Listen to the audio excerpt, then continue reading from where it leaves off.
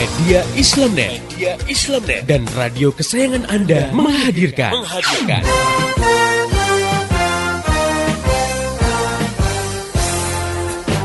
Voice of Islam.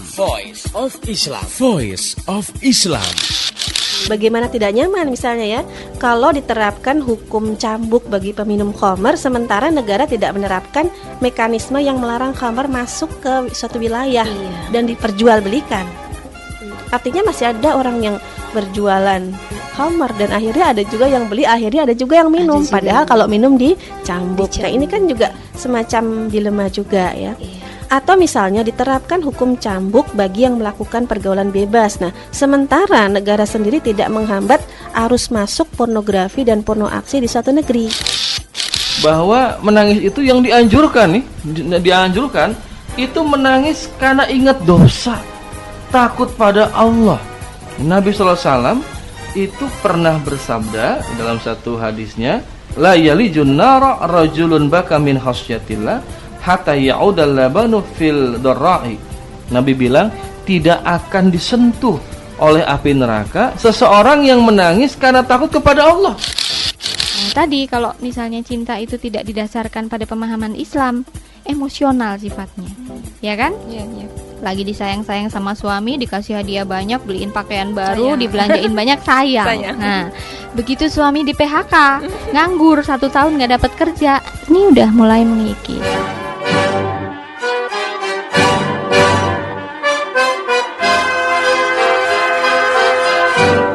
Voice of Islam.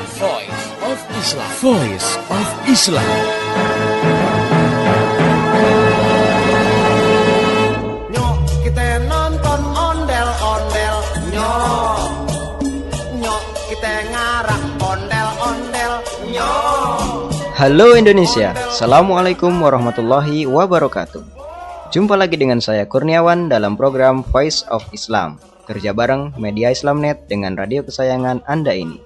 Dan selama 30 menit ke depan, Voice of Islam akan mengisi ruang dengar Anda. Kali ini dalam rubrik Tamu Kita Pekan Ini. Pendengar yang budiman, tentu saja saya nggak sendiri. Telah hadir untuk mengasuh rubrik ini, Bapak Dr. Insinyur Budi Kartiwa, CESA. Beliau dari Balai Penelitian Agroklimat dan Hidrologi, Kampus Penelitian Pertanian Cimanggu, Bogor. Baik, sebelum kita bincang-bincang, kita sapa dulu beliau. Assalamualaikum Pak Budi. Waalaikumsalam warahmatullahi wabarakatuh. Gimana Pak nih kabarnya hari ini? Alhamdulillah. Ya, pendengar yang budiman, setiap musim penghujan tiba, maka kita tidak akan pernah lepas dari berita tentang banjirnya kota Jakarta. Bahkan kalau kita cermati semakin hari, banjir itu semakin datang dengan sering dan intensitas yang semakin besar. Nah, kenapa itu bisa terjadi? Kita akan bahas bersama Bapak Budi dari Balai Penelitian Agroklimat dan Hidrologi, Kampus Penelitian Pertanian Cimanggu, Bogor. Dalam topik Jakarta Banjir Kapan Berakhir?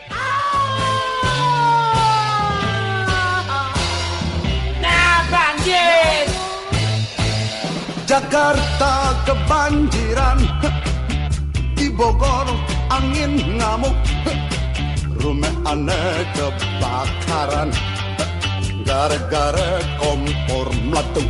Baik, langsung aja kita berbincang dengan Bapak Budi. Gini, Pak Budi, kenapa kok Jakarta itu sering banget kena banjir, Pak? Gitu. Baik, Mas Harun dan pendengar yang budiman, ada beberapa faktor yang menyebabkan Jakarta sering dilanda banjir. Faktor pertama, wilayah Jakarta yang berada di daerah tropis tentunya adalah karena pengaruh hujan yang sangat ekstrim.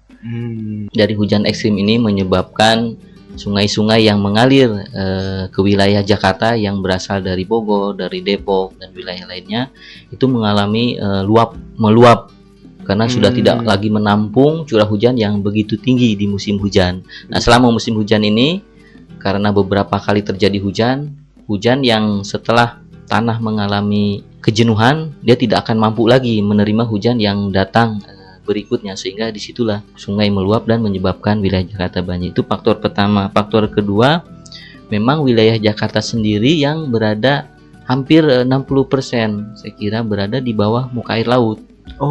Nah, sehingga saat terjadi luapan sungai tentunya daerah-daerah rendah ini yang lebih rendah dari permukaan laut akan tergenangi banjir. Ya. Dan faktor lainnya juga yang baru-baru ini terjadi di Jakarta adalah pengaruh juga pasang air laut, dikenal dengan nama ROB ya. Oh, ROB, betul. Ini karena air muka laut sehingga aliran dari sungai tertahan sehingga wilayah-wilayah rendah akan tergenangi baik oleh air sungai maupun oleh air laut.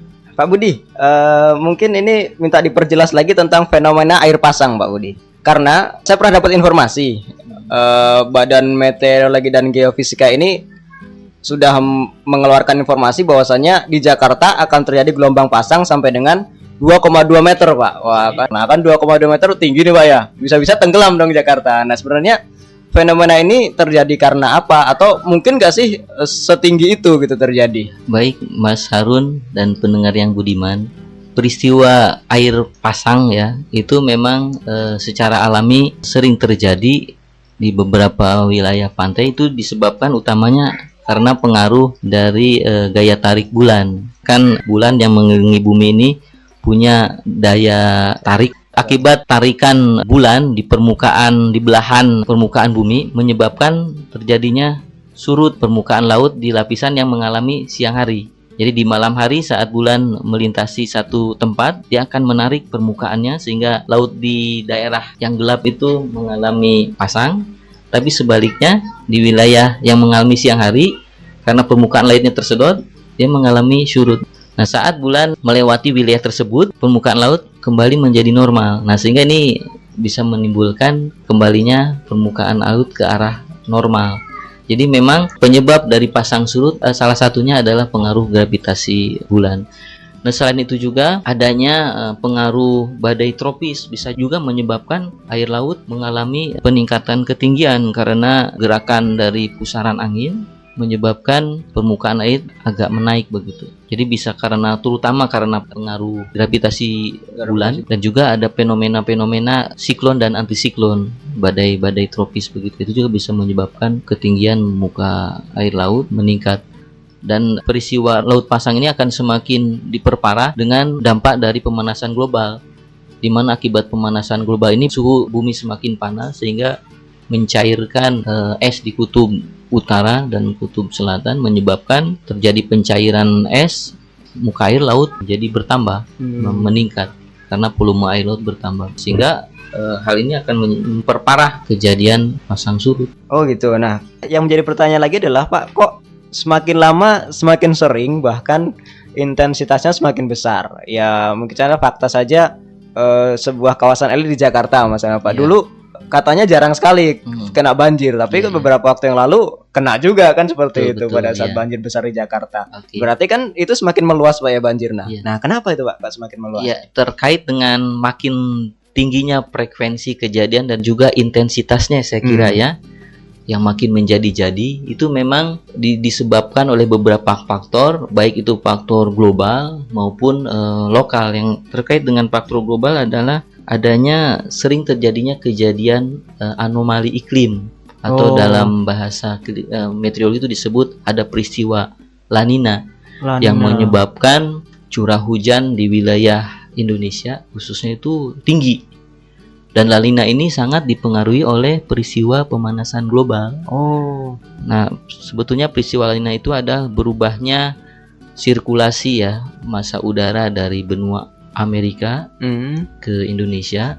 Ini dengan kejadian La Nina ini berubah sehingga yang tadinya seharusnya Indonesia mengalami kering, dia pada saat La Nina ini curah hujannya sangat tinggi. Jadi bertambah tinggi, jadi dari biasanya bertambah tinggi. Ya, jadi sangat ekstrim disebutnya curah hujan ekstrim. Dan ini terkait dengan pemanasan global yang dipicu oleh meningkatnya pemakaian gas rumah kaca ya, baik dari pabrik maupun asap kendaraan yang melepaskan karbon dioksida dan juga dari kegiatan pertanian yang melepaskan gas metana. Ini yang menyebabkan bumi menjadi semakin panas sehingga kejadian-kejadian ekstrim, iklim ekstrim makin sering terjadi. Itu faktor pertama. Yang kedua adalah juga karena aktivitas manusia yang cenderung biasanya merusak lingkungan ya, apalagi dengan alam budaya kapitalisme sekarang kan, orang berlomba-lomba untuk mencari keuntungan, mencari kehidupan yang baik dengan merusak alam. Di antaranya kan penebangan hutan ya, untuk hanya memikirkan faktor ekonomi tapi tidak mempertimbangkan kelestarian alam. Selain penebangan hutan dan intinya kan mengkonversi ya, dari lahan vegetasi hutan menjadi pertanian ataupun non pertanian. Dan terkadang alih fungsi lahan ini terjadi di daerah-daerah hulu yang berfungsi sebagai daerah tangkapan sungai-sungai yang mengalir ke Jakarta, dan juga ada perubahan dari daerah pertanian menjadi non pertanian, bisa itu pabrik maupun pemukiman. Kita semua sudah tahu bahwa daerah Puncak sebagai daerah resapan bagi daerah di bawahnya, yaitu di antara Jakarta, itu mengalami alih fungsi lahan yang cukup kuat ya.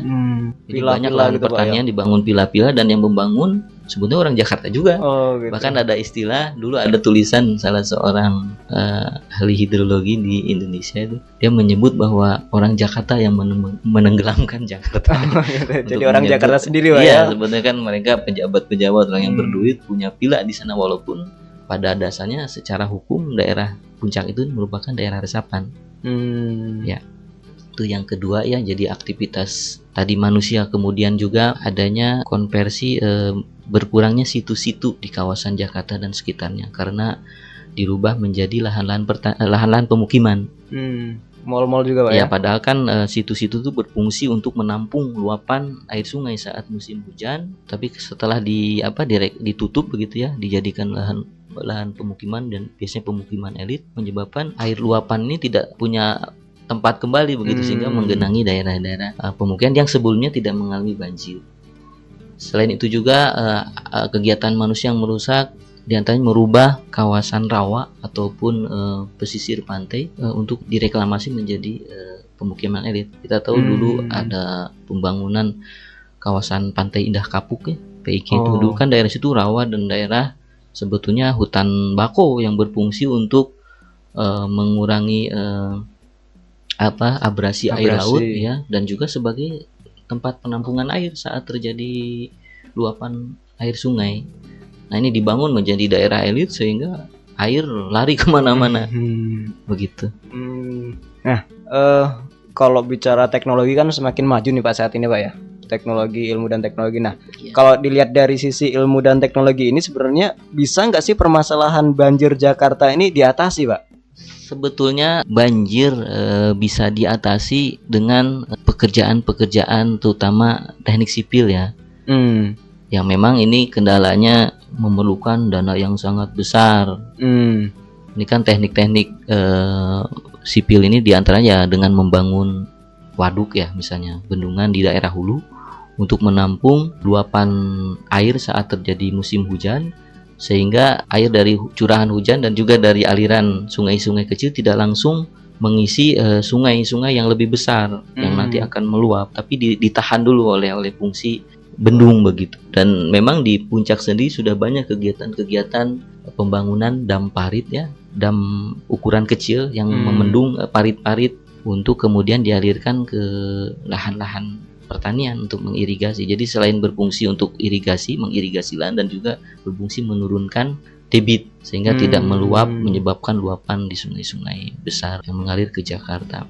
Kemudian juga bisa melalui pembangunan saluran banjir ya. Dan ini sebetulnya kan memang sejak zaman Belanda sudah berpikiran ya, punya ide untuk membangun kanal banjir sehingga luapan dari air Sungai Ciliwung bisa dibuang langsung ke laut, tidak masuk ke kota. Karena tadi posisi kota Jakarta yang berada di bawah permukaan laut.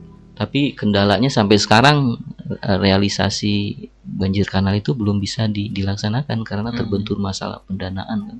Kemudian teknik-teknik lain yang lebih bersifat dari sisi biaya lebih murah, tapi juga punya dampak juga terhadap pengaruh menurunkan aliran permukaan, itu diantaranya dengan membuat sumur-sumur resapan baik di daerah hulu maupun di daerah hilir, dengan membuat banyak kawasan-kawasan hijau untuk menangkap curahan hujan sehingga tidak meluapkan aliran sungai. Mungkin hutan kota seperti itu Pak ya? Betul hutan kota atau itu banyak membangun sumur-sumur resapan ya, yang akan memaksa air hujan yang jatuh di atap rumah sehingga bisa dipaksa masuk ke tanah, tidak menyebabkan luapan banjir. Itu mungkin beberapa yang bisa teknologi paling tidak mengurangi ya dampak dari curah hujan yang makin ekstrim tadi. Mungkin sudah ada Pak teknologinya, mungkin orang sudah ada yang bisa membuat di Indonesia. Tapi kok kalau kita lihat terkesan penanganan banjirnya ini sendiri lambat gitu oleh pemerintah, baik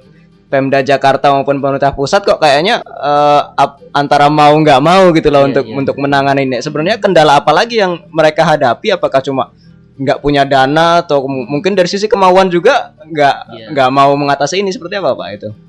Ya memang betul sekali tadi yang disampaikan Mas Harun, bahwa diantaranya dana ya yang begitu besar, karena saya dengar anggaran untuk pembangunan banjir Kanal Timur sendiri membengkak dari tahun ke tahun, dan ini kan sebetulnya ada beberapa orang yang ingin memancing di air keruh. Artinya dengan adanya rencana proyek ini mereka melakukan spekulasi jual beli tanah ya, sehingga harga tanah untuk dibebaskan tuh makin meningkat. Dan juga itu tadi sikap pemerintah yang tidak di mana-mana, sebetulnya pemerintah kita yang belum merasa bahwa ini sebagai sebuah tanggung jawab mereka untuk bisa melayani sebaik mungkin masyarakat. Jadi mereka berpikiran toh masyarakat Indonesia sudah biasa didera oleh musibah begitu ya.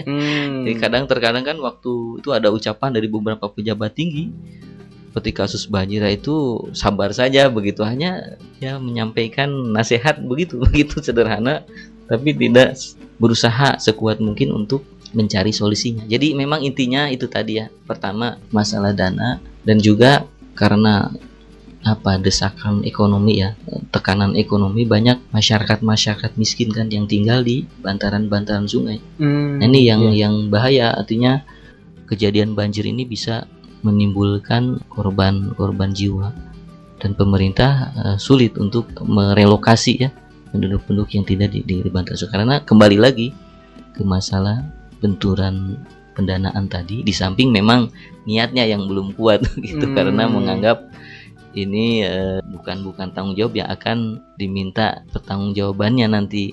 Kalau Bapak melihat sini sebenarnya Indonesia mampu kan ya, atau pemerintah daerah sebenarnya mampu untuk mengatasi itu sebenarnya. Kalau Bapak melihat sendiri?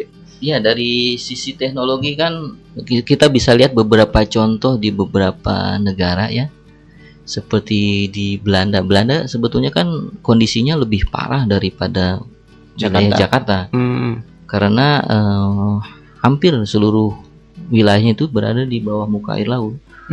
Tapi dengan investasi pembangunan infrastruktur yang sangat masif begitu ya, banyak dibuat bendungan-bendungan, pompa-pompa air. Nah, mereka bisa mengatasi masalah posisinya yang kurang menguntungkan gitu dari sisi keberadaan yang di bawah air laut.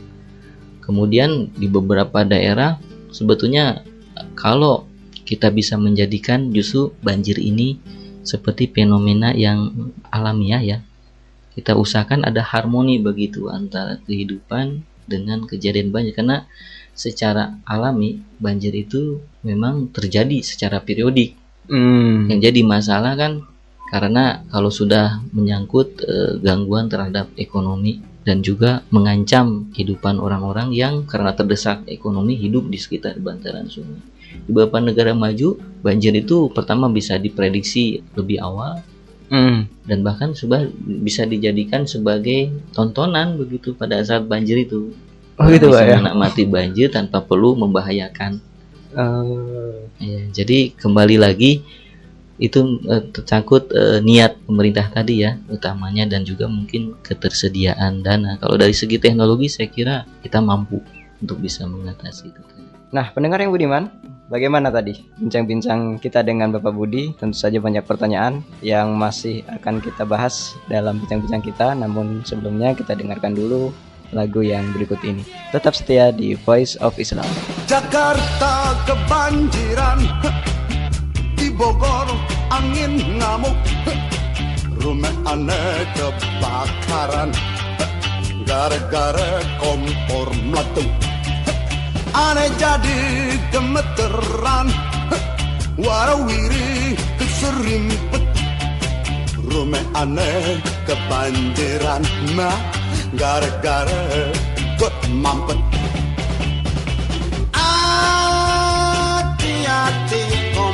Aduh.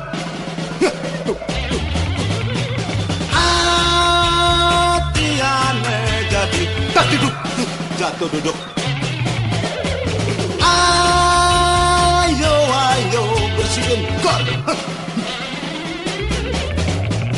Jangan takut badan lepot. Ember-ember tuh kambingnya. Ini kambingnya Benyamin kebakar.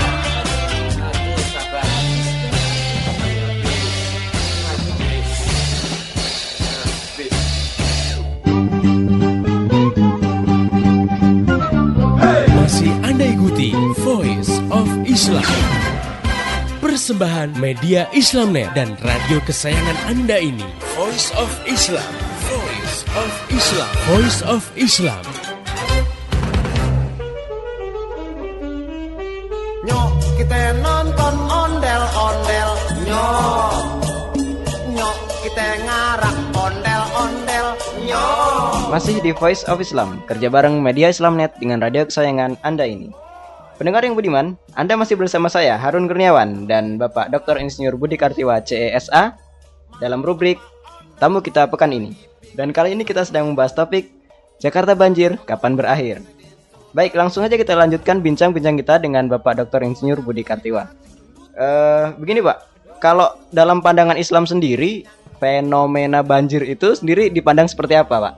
Baik, Mas Harun dan pendengar yang budiman, secara alami memang banjir itu terjadi di beberapa daerah yang memang secara fisik menjadi daerah langganan banjir, dan bahkan sebetulnya perkembangan peradaban besar seperti Mesopotamia, Mesir, India itu berada di daerah-daerah bantaran banjir. Kenapa mereka berkembang? Karena dari peristiwa banjir itu banyak membawa zat-zat yang menyuburkan tanah, sehingga di daerah bantaran banjir itu mulai berkembang peradaban begitu. Nah, banjir ini akan menjadi musibah andai kata sudah menimbulkan dampak yang merusak baik secara ekonomi maupun sampai menimbulkan korban. Nah, dari sisi ini memang Islam memandang bahwa musibah itu sesuatu yang Allah berikan kepada manusia, sebagaimana firman Allah Subhanahu wa taala yang berbunyi a'udzubillahi minasyaitonirrajim ma asaba mim musibah fil ardi wala fi anfusikum illa fi kitabim min qabli an nabraha inna dzalika 'alallahi yasir. Allah Subhanahu wa taala berfirman, yang artinya tidak ada suatu musibah atau bencana yang terjadi di bumi atau yang mengenai dirimu semua itu melainkan telah tercantum dalam kitab catatan sebelum kami laksanakan terjadinya. Sesungguhnya hal sedemikian itu bagi Allah adalah suatu hal yang mudah sekali. Jadi memang apapun musibah yang menimpa manusia memang itu sudah tercatat dalam kitabnya di Lauhul Mahfuz. Jadi yang penting bagi kita bahwa musibah ini dipandang sebagai ujian dan juga sesuatu yang sudah pasti ditetapkan oleh Allah Subhanahu wa taala. Nah, sekarang kalau Islam memandang peran pemerintah nih Pak, bagaimana? Kan tadi kita katakan bahwasanya peran pemerintah itu belum optimal.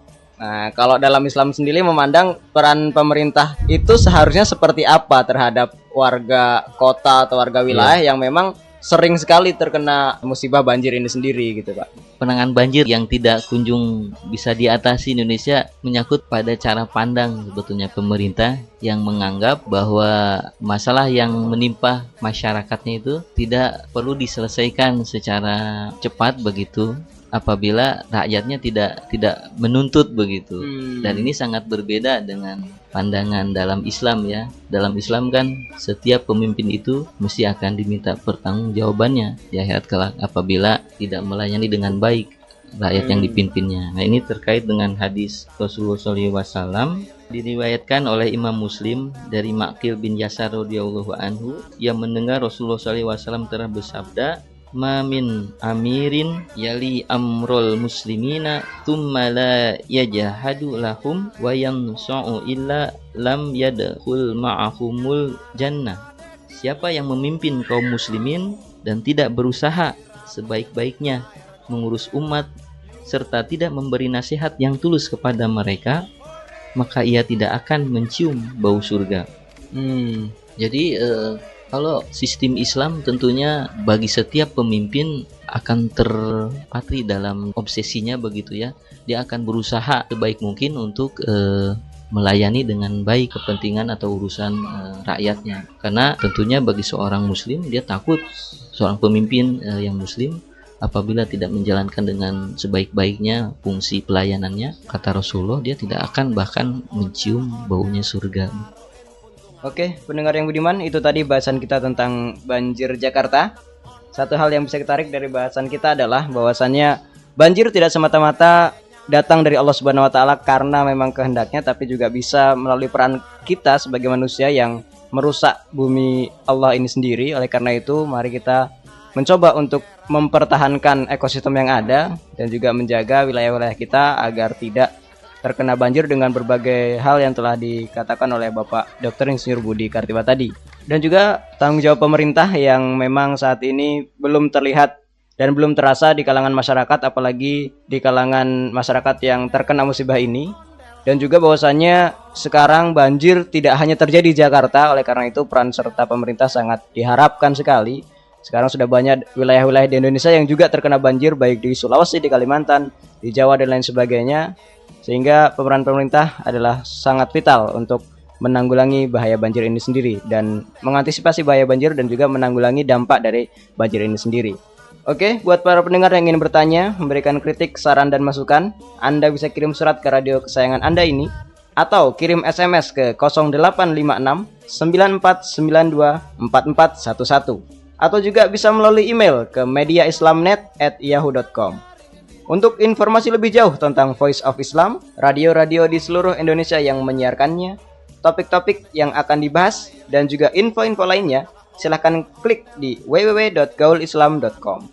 Saya, Harun Kurniawan, dan seluruh kerabat kerja yang bertugas mengucapkan terima kasih kepada Bapak Dr. Insinyur Budi Kartiwa CESA atas penjelasannya. Terima kasih juga buat para pendengar yang telah setia mengikuti acara ini sampai dengan akhir. Pesan saya, sampaikan apa yang Anda peroleh dari acara ini kepada yang lain, agar rahmat Islam bisa segera tersebar luas, termasuk di kota Anda yang tercinta ini. Mari menimbang masalah dengan syariah. Assalamualaikum warahmatullahi wabarakatuh. Demikian tadi Voice of Islam. Semoga hikmah yang terkandung bermanfaat untuk kita semua. Amin amin amin ya robbal alamin. Kembali bisa Anda dengarkan Voice of Islam.